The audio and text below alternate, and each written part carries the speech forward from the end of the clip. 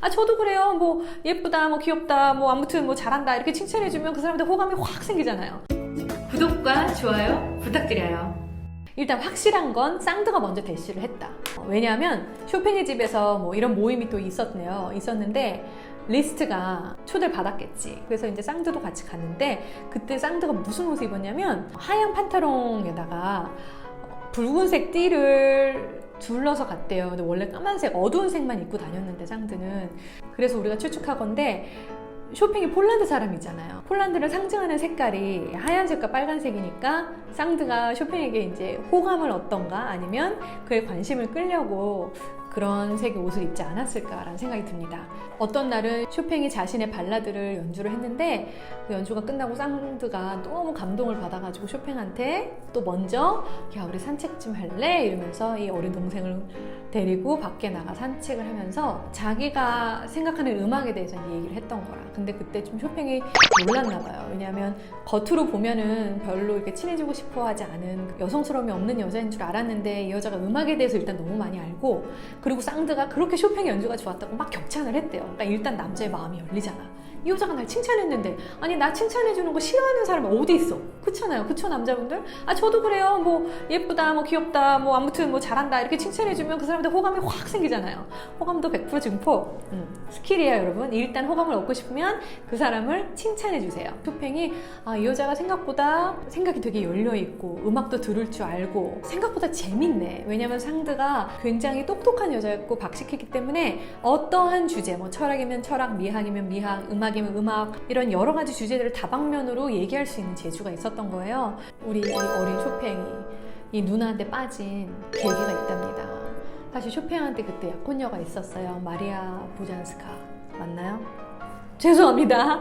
Sorry 마리아. 마리아 보진스카라는 9살 어린 친구의 여동생이었대요. 근데 그 친구랑 약혼한 상태였는데 마리아의 부모가 결혼을 허락을 해주질 않는 거예요. 왜냐면 쇼팽이 몸이 되게 약했거든요. 이 여자의 엄마 아빠가 불안한 거죠. 자기 딸을 맡기기엔.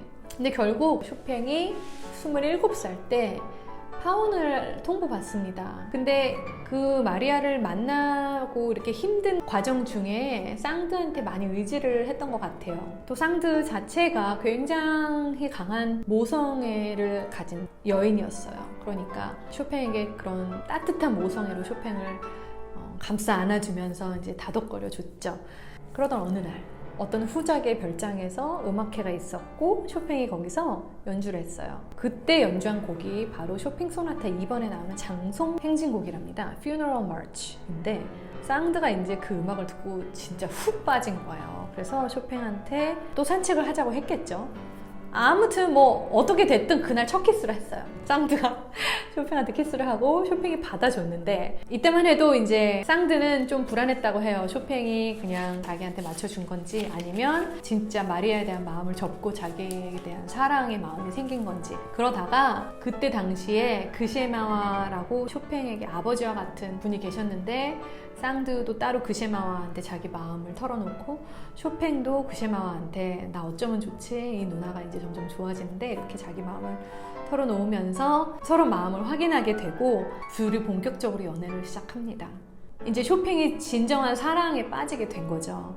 더 이상 뭐 가십, 뭐 사람들의 이목, 뭐 그 어떤 것도 중요하지 않았던 것 같아요. 그때 당시 함께 활동을 했던 들라크루아한테 쌍드가 이렇게 고백을 해요. 신이 당장 나에게 죽음을 내려더라도 나는 괜찮아요. 지난 3개월은 내 인생의 가장 황홀한 3개월이었습니다.